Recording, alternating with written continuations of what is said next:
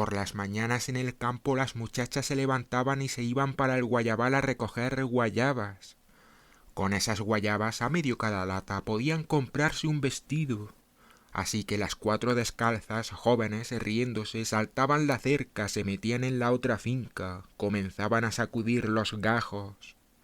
Y las guayabas llovían. Y no solamente podían llenar las latas, sino hasta comerse algunas, las más dulces, y llevarle un centenar a Jacinta para que hiciese cascos. Así por la noche habría un dulce para brindarle a los visitantes. Una mañana, cuando el viejo salió furioso como siempre rumbo al monte, se encontró a Fortunato garabateando el tronco de un árbol.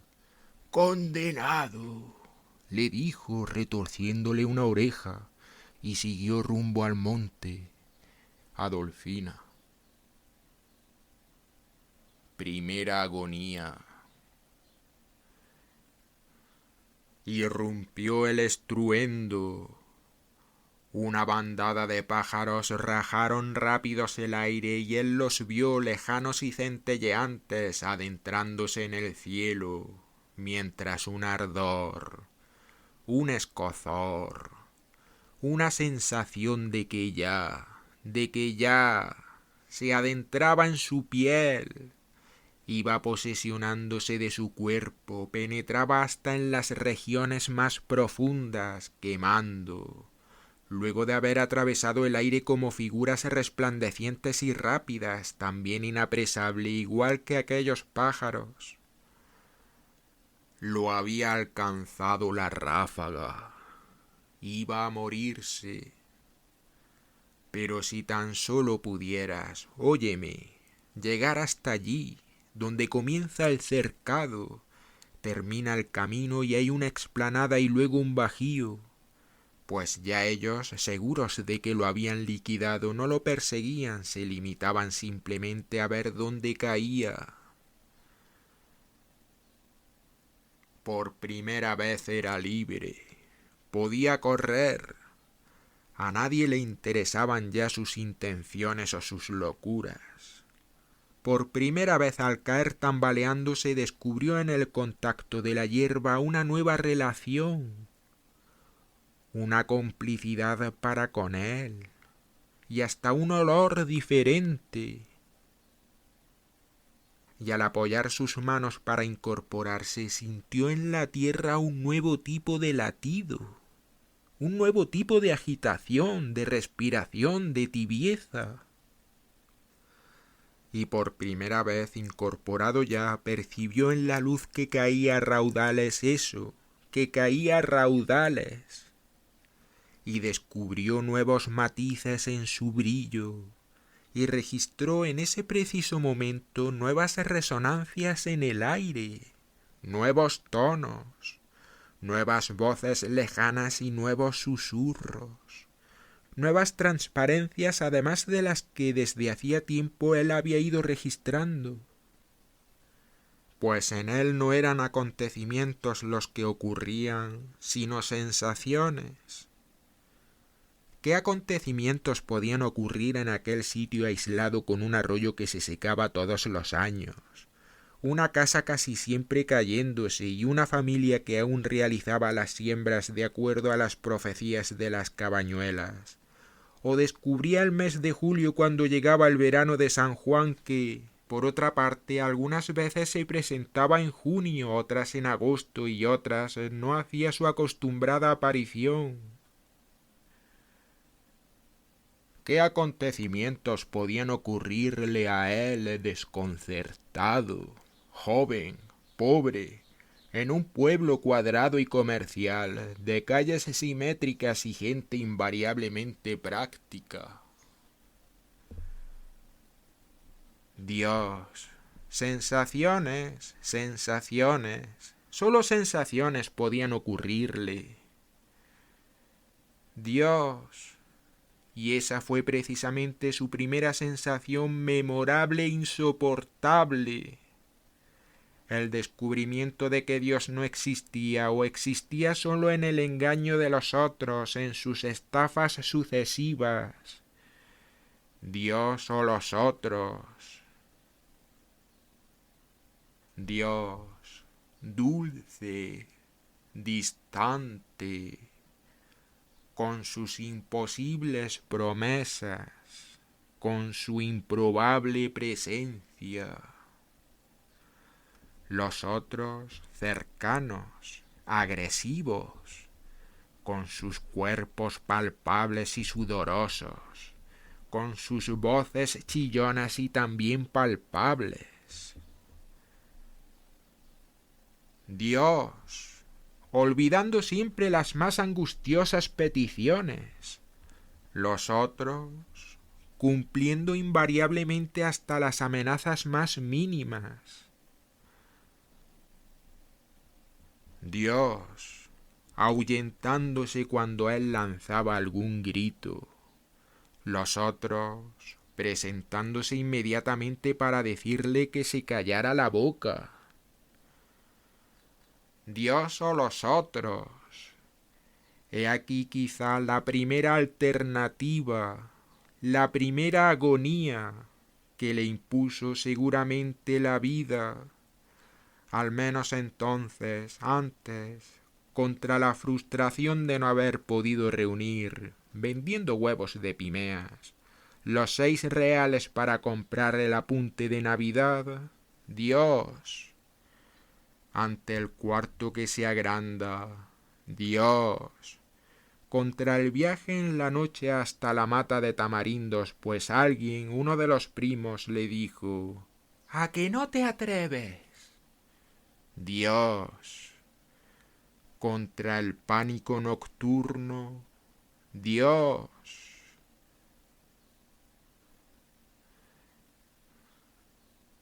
Había una fiesta, la gran fiesta de fin de año. Y él, desde mucho antes, ya percibía en el aire los diferentes cambios que anunciaban tal acontecimiento. Y a medida que se aproximaba el día, los mayales llenos de campanillas, el fondo verdoso y quieto del pozo, el insólito florecer de los súpitos en invierno le anunciaban ya aquella culminación.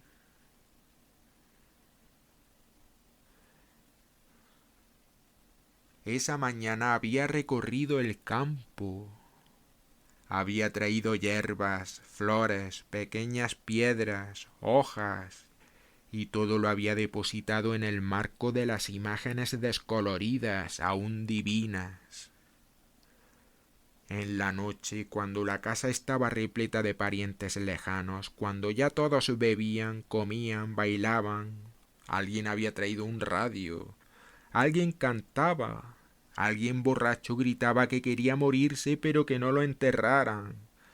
Él se escurría hasta la arboleda y allí bajo el resplandor del cielo y la sombra de los grandes escasos árboles veía, escuchaba, cerraba los ojos y oía. La gran casa llena de ruidos, de voces, de músicas. La inmensa casa la formaban 3 ranchos, de guano, yagua y tabla, estibada de gritos, de gente que comía, de figuras que se paseaban entre los matorrales del patio. Dios, Dios. Y él allá bajo los árboles, oyendo aquel estruendo, aquel continuo danzar.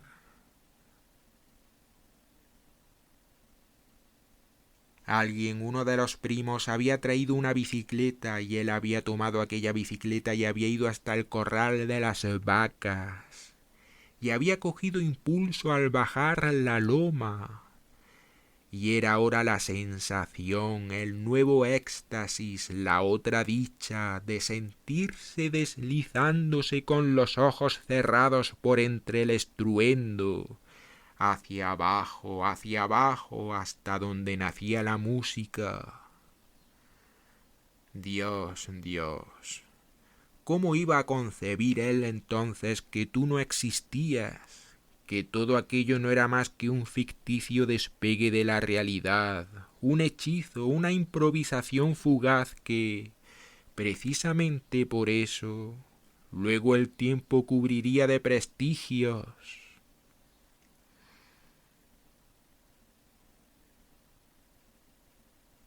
A pie y conversando en grandes carretas rojas, en caballos que se encabritaban y hasta en un camión que milagrosamente pudo bajar por entre la tronconera llegaban las familias. Y era el despliegue de cantauros repletos de turrones.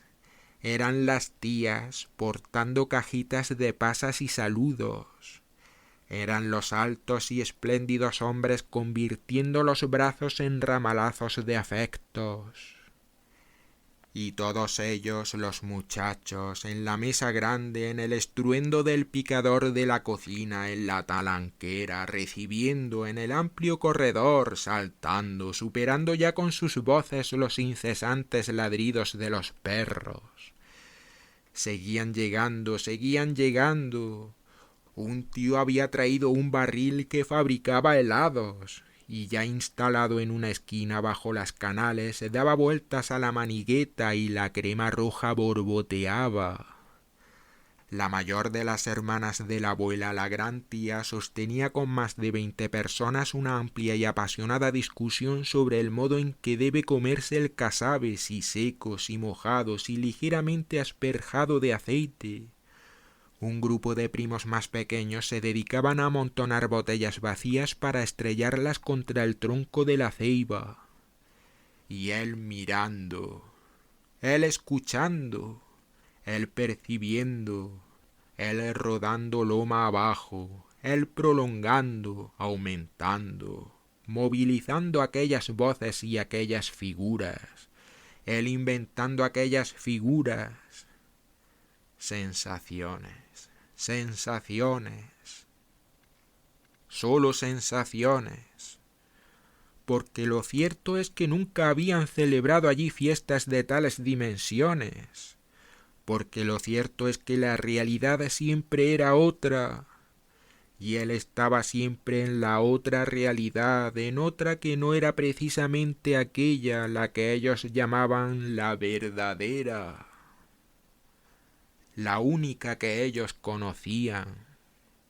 Sensaciones, solo sensaciones sucedían en él.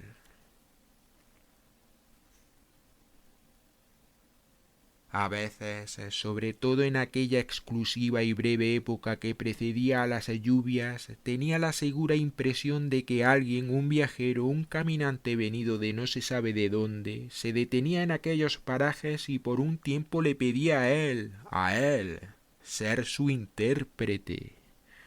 Y por un tiempo el visitante lo acompañaba, lo protegía, le mostraba senderos, sitios y acontecimientos para otros inconcebibles. Pero otras veces era la sensación de que el viajero lo abandonaba, se marchaba de pronto sin dar ningún tipo de explicaciones y sin decir si regresaría. Y él quedaba tras la polvorienta alambrada, y tan solo mirar el corredor o la mata de tamarindos era suficiente para sentir cómo el mundo y él con él se iba pudriendo, pudriendo. Eran entonces los días inútiles, interminables, en que ni siquiera un espanto decisivo llegaba, aunque fuese para comunicarle una pasión repulsiva. Días iguales, largos, asfixiantes, donde el viento bate el enyaguado y se descubre esa necesidad, ese deseo urgente, latente, que tenemos todos de morirnos. Fue entonces cuando comenzó a celebrar sus primeras sesiones privadas de llanto. Fue entonces cuando, escondido tras de la prensa del maíz, comenzó a imitar a Adolfina. Comenzó a engolar la voz y a protestar como el abuelo. y comenzó a pelear con el tono apretado y rabioso de la abuela. Un día cogió un palillo de guano y se lo metió en el culo, tan solo quizá para experimentar una nueva sensación de dolor. Esa vez lloró como Adolfina, pero el que sostenía la linterna aún lo perseguía con la inquieta luz que algunas veces se le adelantaba, se extendía ante él, oscilando breve, como señalando el sitio por donde debía seguir corriendo.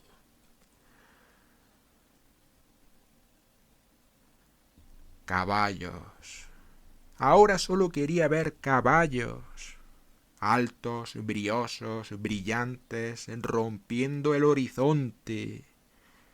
Caballos gigantes e inapresables como peces aéreos, caballos de piel apretada y sudorosa, de virilidad tensa e irrefutable, cabalgando. Y al instante una reluciente tropilla irrumpió al trote en la explanada por la cual él, sangrante, corría. Su madre trataba al principio de consolarlo. Un poco sorprendida lo miraba y le pasaba la mano. Era tan absurdo, tan poco común para ella que un muchacho de menos de 8 años gritara que quería morirse. El domingo, sin duda, era el día más horrible. Los domingos había que ir al juego de pelota en el centro del barrio, o llegaban los enamorados de tus tías y él tenía que vestirse de limpio y no podía jugar ya con tierra, no podía treparse a algún árbol y quedarse allí, suspendido todo el día. Crecía, y para sobrevivir tuvo que irse construyendo otros refugios, tuvo que darse a la tarea de reinventar, de cubrir de prestigios, de mistificar algún hueco, algún sitio predilecto por la frescura, por la sombra, tuvo que inventarse un amigo, nuevos terrores. Había una enredadera, había una mata de lluvias, plantada por Adolfina a un costado del jardín. Había en el potrero la cueva de las codornices, y en el primer caserón el quicio donde los carneros construían pequeños montículos con tierra refinada por sus garras. Y por las noches, cuando el aguacero estallaba en el corredor de zinc y todos dormían, ahí estaba el incesante tráfago de jinetes encapotados, cruzando por sobre el cantero de los lirios, pisando fuerte el charco donde sobrenadaban begonias, copetúas y espuelas de gallos. A veces una sensación de odio, de extraña dicha, de muerte, estallaba así, de pronto, y él borraba de un golpe todos los montículos donde se alojaban los carneros, tiraba gatos y piedras al aire, y abría huecos en el patio rellenándolos falsamente con tierra, para que alguien de la familia se cayese y se rompiese una pierna. Y aullaba, pero otras veces cantaba. Sí, algunas veces por la mañana o al oscurecer se iba para el sao cercano y comenzaba a desarrollar una canción inventada por él que hablaba de todo, que lo decía todo. Una canción que podía durar 2 o 3 horas y que variaba de acuerdo al viento, al calor o al tramo de camino por el cual pasase en ese momento. La canción comenzaba siempre con el mismo tono y las mismas palabras, pero luego tomaba giros, tonos, argumentos totalmente distintos hasta terminar con una resonancia insólita en proporción al pequeño cuerpo que la producía. Fortunato extasiado, completamente embriagado, imaginaba torrentes de aplausos y se revolvía sin dejar de cantar, pero ya terminando por sobre el sao y las cagarrutas de los ovejos. Fueron aquellas canciones infinitas, delirantes, dichas al viento, irrecuperables desde luego, la única verdadera creación, y así lo pensaba él, que a lo largo de toda su vida hubo de lograr.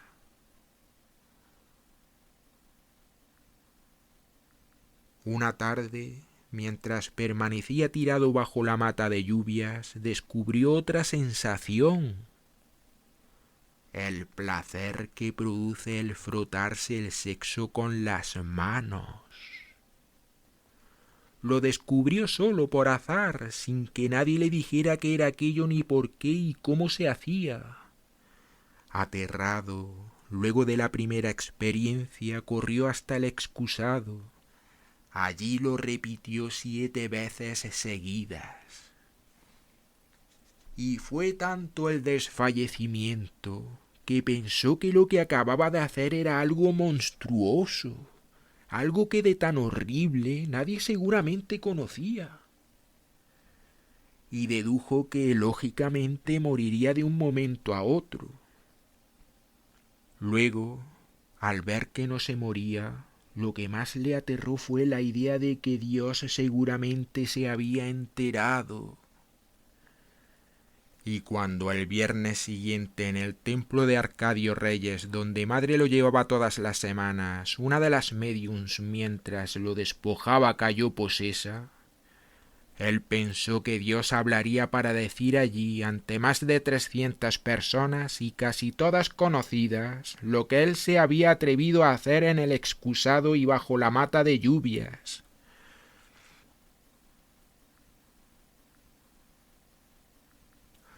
Fue por aquella época cuando comenzó a celar a su madre con el abuelo, y su odio hacia él aumentó en tal forma que un día decidió matarlo.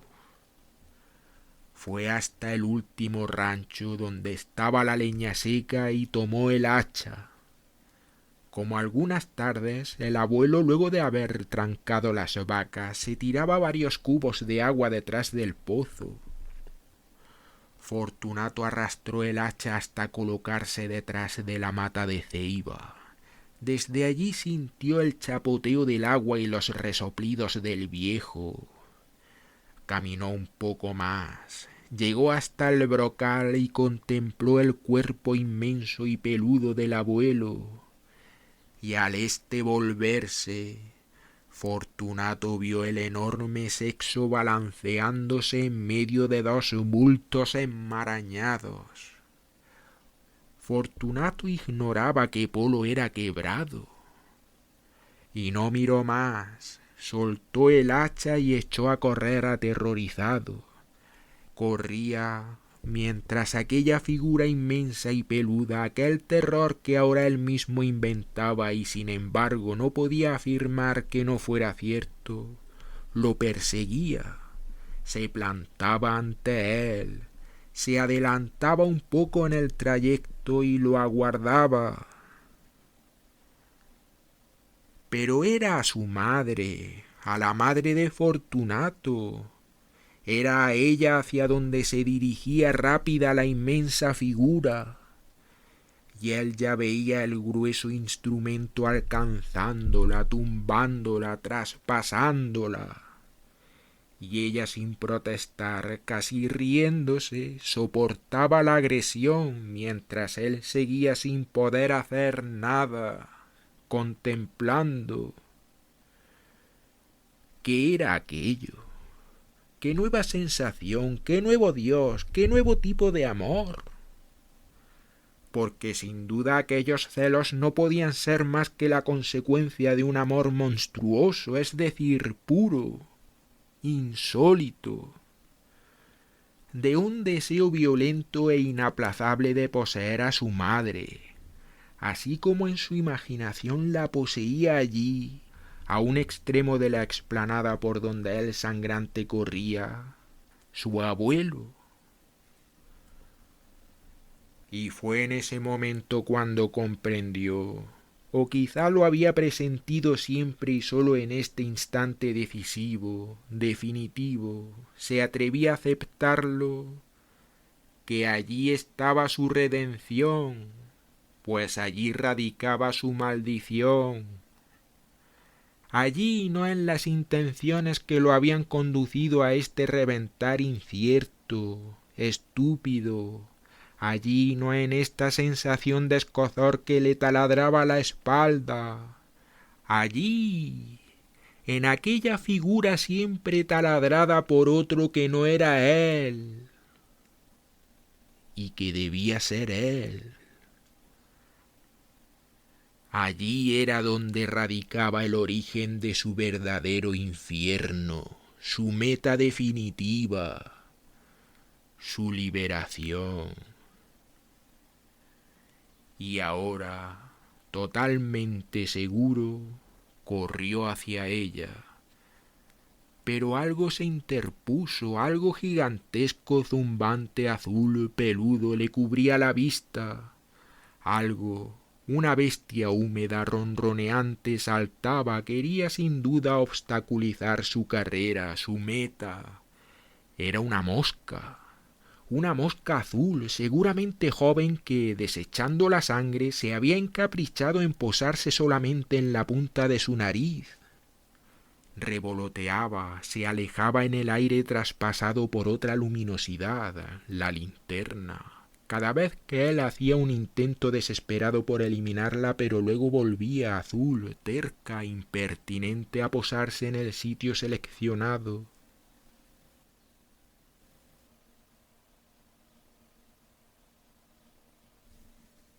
Vida de los muertos.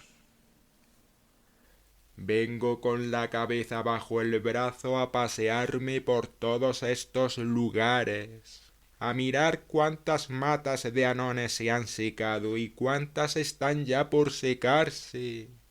Con la cabeza bajo el brazo. Yo, que nunca llegué a ser hombre ni muchacho, paseándome ahora por sobre las cosas que una vez quise que fueran eternas. Bobo que fui, el único eterno soy yo, tú.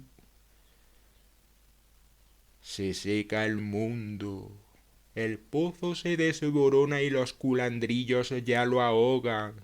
A cada rato un espíritu sale huyendo, pero yo debo quedarme para despedir a los que huyen, a los que se les vence el plazo.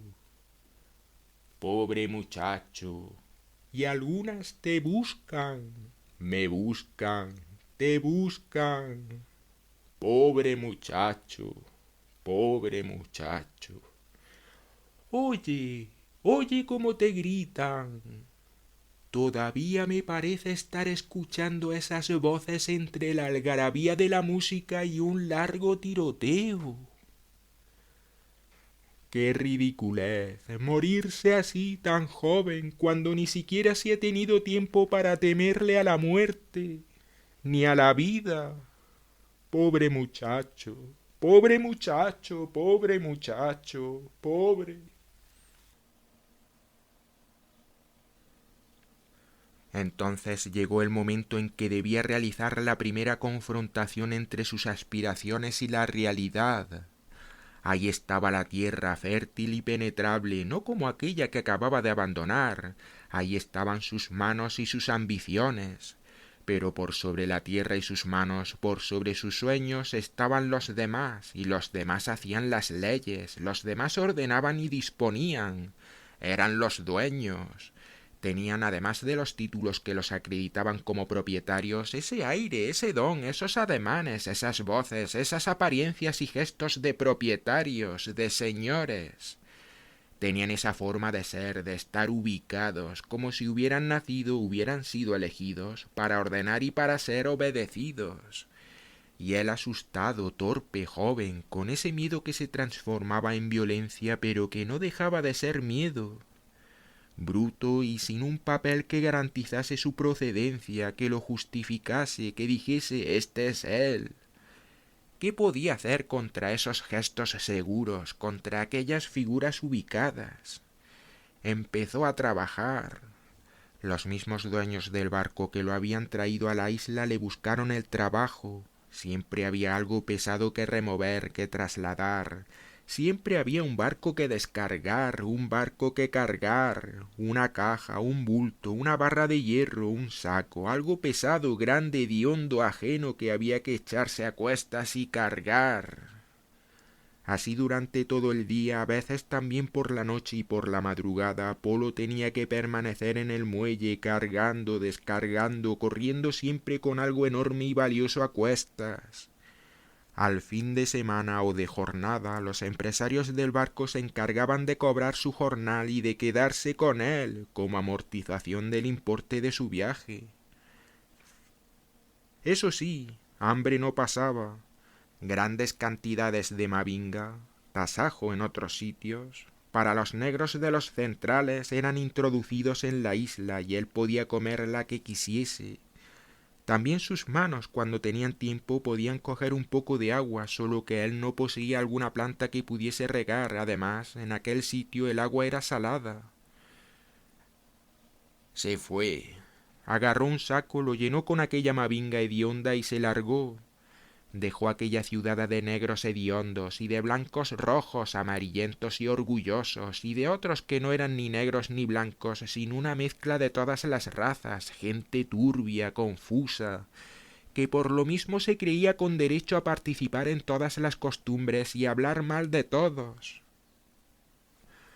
Dejó aquella ciudad calenturienta donde todos, danzaban, chillaban, ofendían y se las arreglaban siempre para endilgarle a uno, a él, los trabajos más aborrecibles, mientras ellos no hacían nada. Se fue para las afueras, junto a los grandes basureros, resplandecientes como el mar, y se estableció en una colonia de chinos independientes.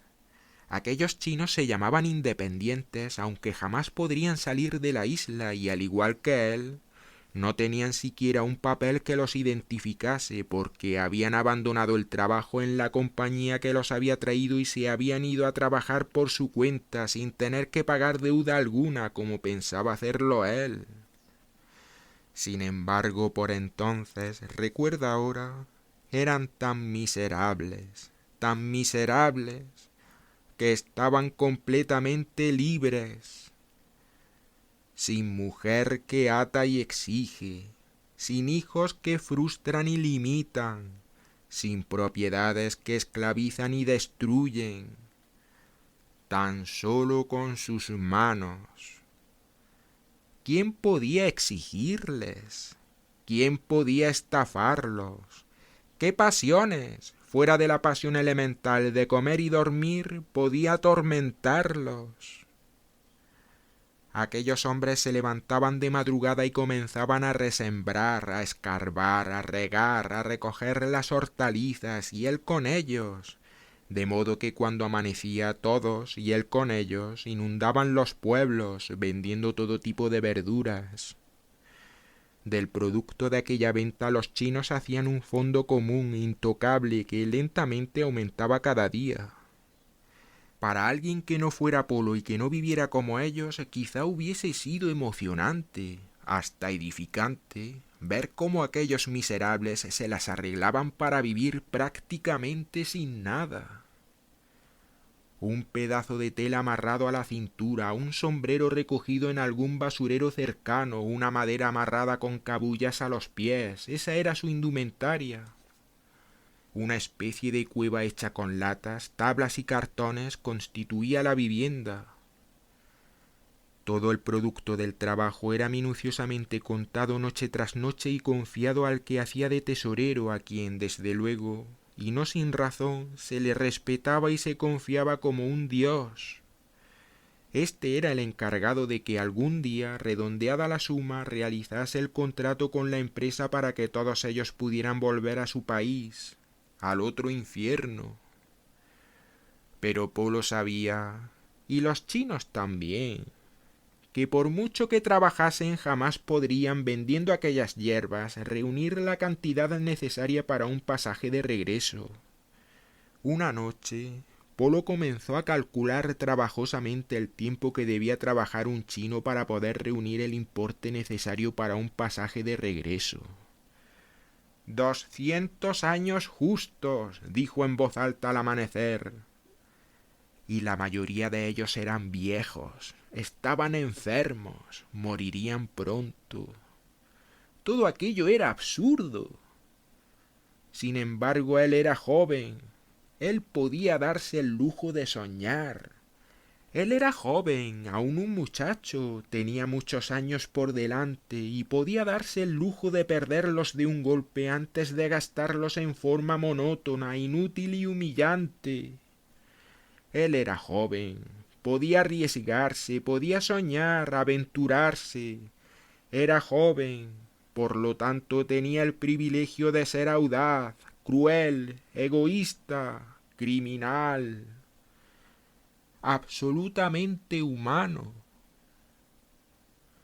Esa misma noche entró en la vivienda del tesorero, lo estranguló, o creyó haberlo hecho, cargó con todo el tesoro, una lata repleta de perras y algunos luises, y se largó para siempre de aquel inmenso basurero que en las noches de luna ondulada resplandecía como el mar. Fue entonces ya de huida cuando le vino a la memoria la imagen de su padre colgando del árbol mustio de su casa allá en la otra isla infernal. Y quizá porque andaba huyendo, quizá porque de un momento a otro podía encontrarse en la misma situación, por primera vez no sintió odio al ver a aquel hombre viejo y flaco, barbudo, de lengua extremadamente morada y larga, guindando. Adolfina, Adolfina, ¿qué te has creído? Era joven, podía correr, podía arriesgarse, huyó, llegó hasta el otro extremo de la provincia y allí quiso establecerse. Realmente aquella lata llena de latas era poco dinero para comprar tierras, pero eran los tiempos en que por un caballo ya viejo se podían adquirir 2 o 3 caballerías de tierra negra, gruesa, a la mejor. Él no tenía el caballo, era difícil robárselo, además, no se podía guardar en un saco. Tenía las latas y las cambió por 11 rosas de tierra áspera al norte de la provincia de Oriente. Entregó todo el dinero, cercó su terreno y allí se estableció. El sitio era conocido con el nombre de Perronales, pero realmente por su naturaleza el que le venía más acertado era el de Terronales. Quizá, pensaba él, ese era su verdadero nombre y esta gente estúpida de tanto machacarlo lo han trastocado. Inmediatamente que se hubo establecido, la tierra arada, el bohío perfectamente enyaguado, Polo se dedicó a buscar una mujer. Era aquella una región tan miserable.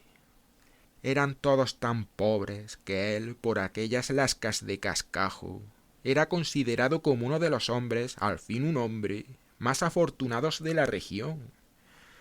Por eso le resultó fácil encontrar mujer. En menos de una semana ya estaba casado con Jacinta y en menos de una semana también empezó a odiarla, al menos a aborrecerla. Le dio el primer golpe y le hizo el primer hijo que ni siquiera salió hijo, sino hija. Y como él secretamente aspiraba a llamarlo Adolfo, decidió que se llamase Adolfina. Inmediatamente después de Jacinta haber parido a Adolfina, Polo dijo: ¡una puta más! E intentó esa misma noche seguir buscando el varón. Tuvo sin embargo que esperar algunos días, pues Jacinta enfurecida rechazaba sus intenciones con gritos y patadas. Por ese mismo año tuvieron otro hijo que resultó también ser hembra y que Jacinta, que confía en el calendario, decidió que se llamara Onérica.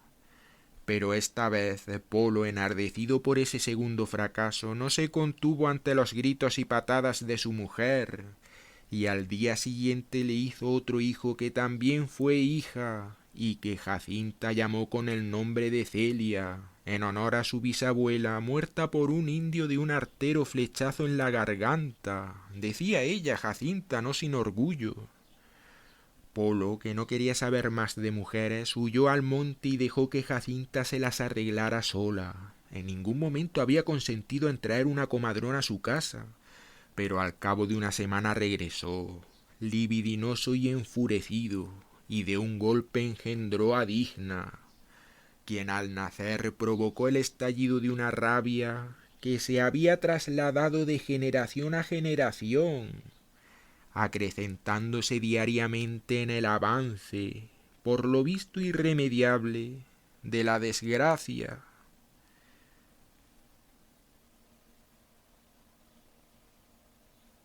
Estaba cansado de trabajar solo la tierra.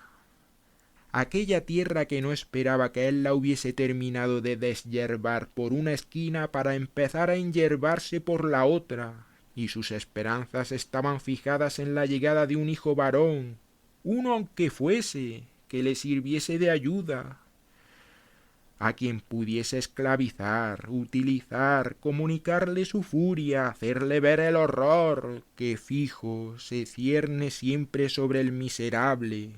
De los otros no tenía noticias. Pero he aquí que el diablo, que al parecer se tomaba mucho interés en su persona, solo le enviaba mujeres. ¡Putas! Gritaba. He aquí que el diablo hacía mucho tiempo que había mandado a Dios a la mierda, aunque Dios al parecer lo había enviado antes a él. Se empecinaba en humillarlo y burlarse, lográndolo. Dios o el diablo o Dios, que para los efectos de su desgracia y de su impotencia eran iguales, se reían siempre de sus aspiraciones. Golpeó a Jacinta. Ella se supo defender propinándole un par de patadas y lanzándole al rostro un orinal lleno de sangre. Derribó una mesa, la única en la casa. Rompió los escasos platos de la cocina, mató de una patada al perro y salió, acompañado por el griterío de sus hijas, otra vez al monte.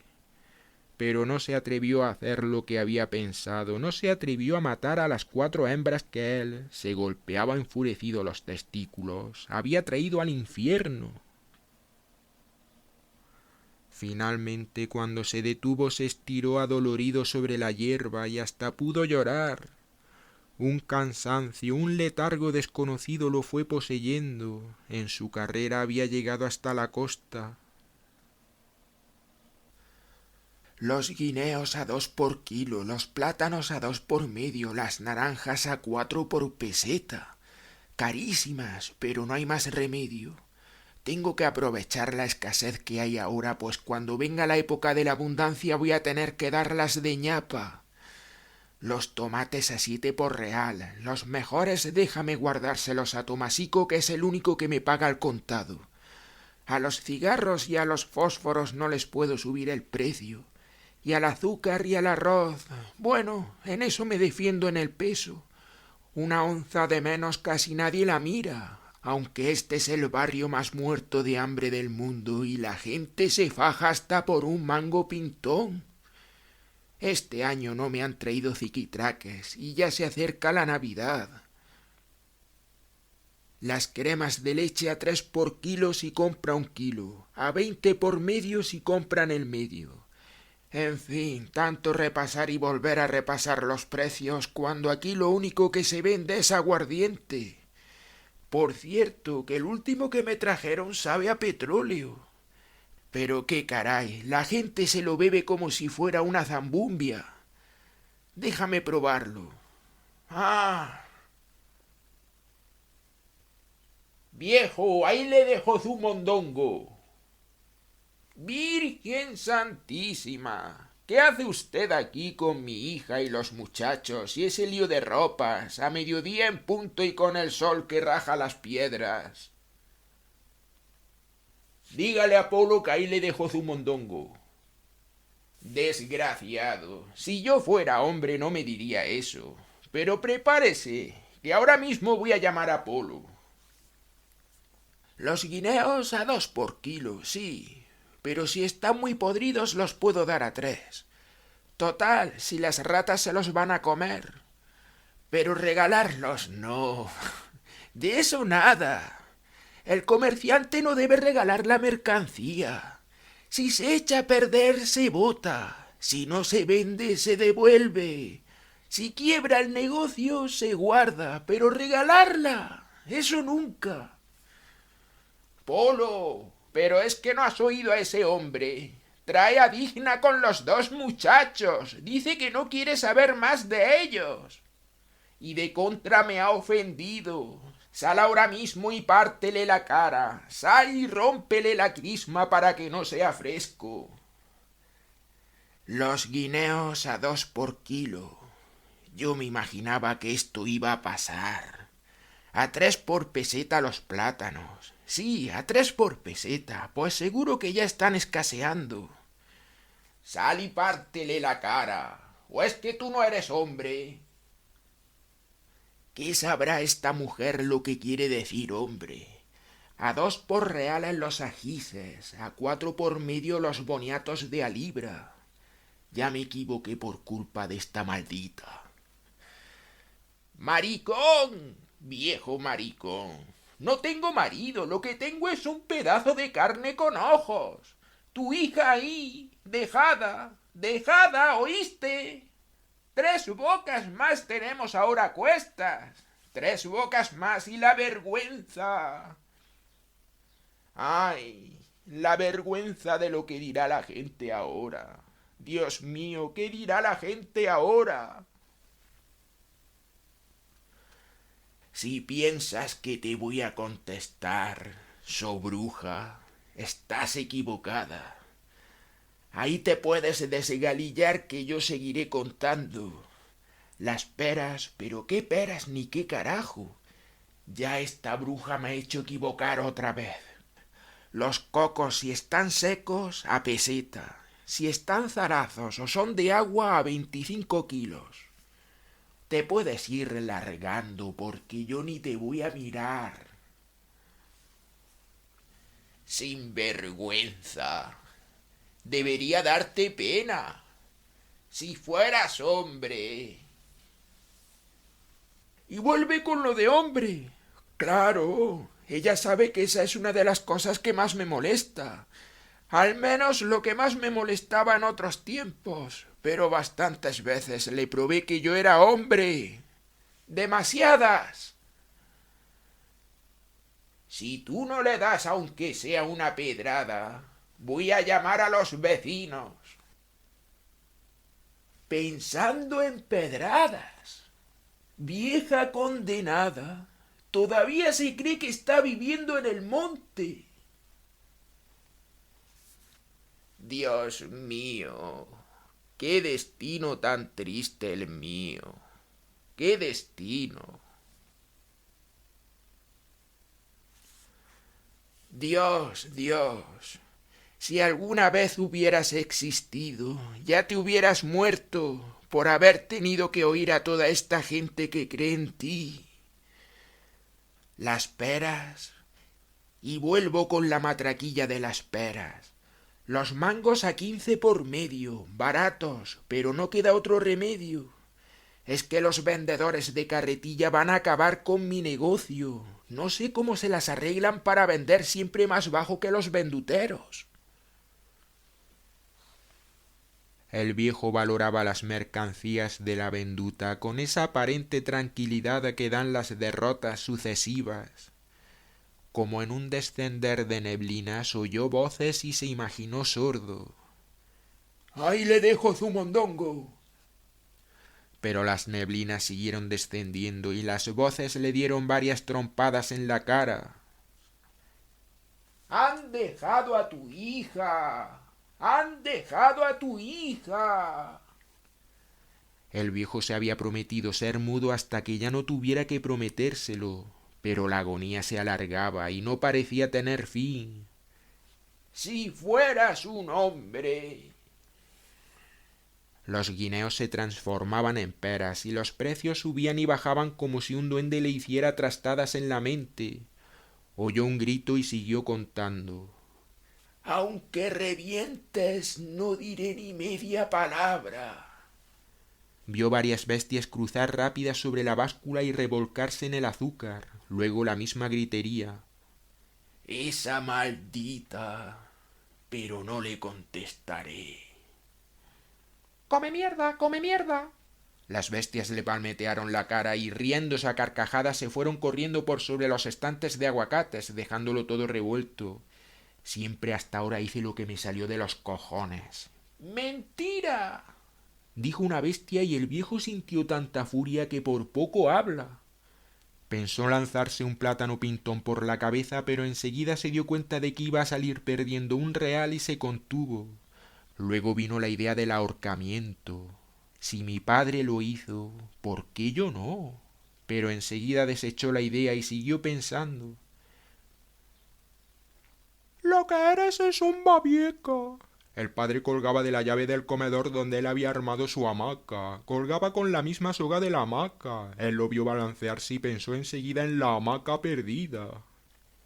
Ahí está tu hija. Son 3 bocas más las que tenemos a cuestas. Sal y mata a ese sinvergüenza. Sal, pórtate como un hombre aunque sea una vez en tu vida. Longanizas a 2 por peso. Pero era muy temprano para despertar a su madre y darle aquella noticia de la pérdida de la hamaca. Por eso no hizo lo que iba a hacer, y ya cuando no pudo más se orinó en la cama. Y ya cuando no pudo más le tocó una oreja a su madre y le dijo: «Mamá, papá está ahí en el comedor, ahorcado». «Vaya, al fin», dijo ella. Qué sabroso es tocarle una oreja a mi madre. Así haga un calor que uno se achicharre, sus orejas están siempre frías, como si fueran grandes pedazos de granizos de esos que únicamente caen en los días en que las nubes se encabronan y lanzan agua y rayos y todo lo que les parezca. Qué sabroso es tocarle una oreja a mi madre. En cuanto ella se empieza a quedar dormida, yo me le arrimo y empiezo a tocársela. Primero con la punta de un dedo, luego con 2, y así hasta que agarro toda la oreja bien agarrada con toda la mano y me quedo prendido a ella igual que hacen los chipojos en los días de trueno. Y así estoy apretándole la oreja fría hasta que ella se despierta y me da 2 o 3 trompadas por donde primero me coge. Si tú no le partes la cara, yo le voy a tirar una piedra aunque sea. ¡Qué agradable! Los guineos a 10 por real, las guanábanas de ñapa, pues ya se están pudriendo, los paniqueques a 2 por medio los grandes, los otros. Condenado muchacho, otra vez estás arreguindando de mi oreja. ¿Es que te has creído que eres un chipojo? Estás muy huevón ya para esas jaranas. En toda la noche no me has dejado pegar los ojos, sofaino. Las uvas, pero qué uvas ni qué rayos. Tu hija ahí dejada, su pedazo de carne con ojos, tu hija ahí en mitad de la calle, que da pena verla. Entonces Adolfina llega hasta la cocina, procurando que Jacinta no la vea, toma el reverbero, vacía el alcohol en una botella, toma los fósforos, los guarda entre los senos y regresa al baño. Soy una palangana, soy una tinaja, soy lo primero que me venga a la mente, soy un excusado oscuro, donde la mierda no se ve, pero está ahí abajo, mirándonos a nosotros. Pero ya está hecho. Esta será la última vez que yo me desnude en el baño. Este será mi último baile. Voy a alzar el vuelo. Voy a terminar en cuanto termine y a decir ya. Y a decir al carajo. En todo este tiempo lo único que he conseguido es ir alargando el plazo. Pero yo sabía que tenía que llegar. Y ya llegó. Ya está entrándome el deseo de que llegue. Y si no llega yo le doy un empujón y lo hago entrar. Ahora a caerme a golpes. Voy a revolcarme en el suelo sin gritar, o a gritar bien bajito para que la vieja maldita que está en la puerta no forme un estruendo de esos que está acostumbrada a formar. Voy a arrancarme los pellejos y a hacer 20 murumacas. Bramaré, relincharé, y luego voy a caminar con las manos y voy a hacerme cosquillas en las rodillas. Y después le meteré una mordida al inodoro, y después daré un maullido, y después lloraré por Fortunato, y después me arrancaré el pelo. Ya me lo estoy arrancando, ya me lo estoy arrancando. Ahora me picaré una oreja y me la comeré. Voy a caerme a mordidas. Desgraciada. Toma, toma, maldita. Así voy a hacerte pedazos. Si hubiera aquí un cuchillo me tasajeara. Pero ya sé, me voy a dar 100 cabezazos contra la pared. Así, uno. En el baño hay 2 cubos, uno se sale, una goma para destupir el inodoro, algunos clavos para colgar la ropa y allá bien alta una pequeña ventana desde la cual, de no ser por el humo de la fábrica, se hubiera podido ver el cielo. So maldita, so vieja aburrida, so guanaja. Y todavía te haces ilusiones. 5. Puta sin haber probado a los hombres. 6. Puta arrepentida. 7. Puta frustrada. 8. Puta sin bayú. 9. Puta por solo una noche. 10. ¿Te acuerdas, puta? 11. Hay también en el baño un pequeño aparador, ese es el nombre que le han dado todos en la casa, clavado en la pared. Sirve para guardar jabones, brochas de afeitar, tubos de desodorante, etc. Su puerta de lata muy pulida hace la función de espejo. Puta. 29. Ten presente que si llegaste a vieja siendo señorita, fue porque ningún hombre quiso acostarse contigo. Tenlo presente. Lo tengo presente. De eso me acuerdo día y noche. ¡Ay, día y noche! 30, 31, 32, 33. No hay bañadera, aunque Adolfina diga que si se cree a bailar en ella no la hay. El agua cae sencillamente en el suelo y se desliza por un tragante que carece de rejilla protectora. Es por eso que a veces el tragante termina tragándose el jabón. Por ese mismo tragante dice Fortunato que se le perdió una vez un anillo. 64. Cabeza dura, hija de yeguas, campesina bruta. 65. Maestra. Dime tú, maestra. Qué ganas de reír. Así que la puta quería ser maestra. 66. ¿Pero qué se habrá creído esta guajira cerrera? ¡Qué barbaridad! Ya eso es el colmo. 67 y 68. Ven, asomémonos por la rendija del baño para ver qué hace Adolfina. Déjame asomarme a mí primero. Quítate que yo fui el de la ocurrencia. Déjame a mí. Quítate y déjame a mí que yo te cuento lo que vea. Si no me dejas a mí primero se lo digo a abuela. Díselo a quien te dé la gana. Abuela me quiere más a mí que a ti y ella me lo dijo. Mentira, que a quien quiere de verdad es a mí. Ella me lo dijo. Cállate, que ahí llega. Desgraciados muchachos. ¿Qué están tramando encaramados en ese taburete? A ver si se caen y se rompe el asiento.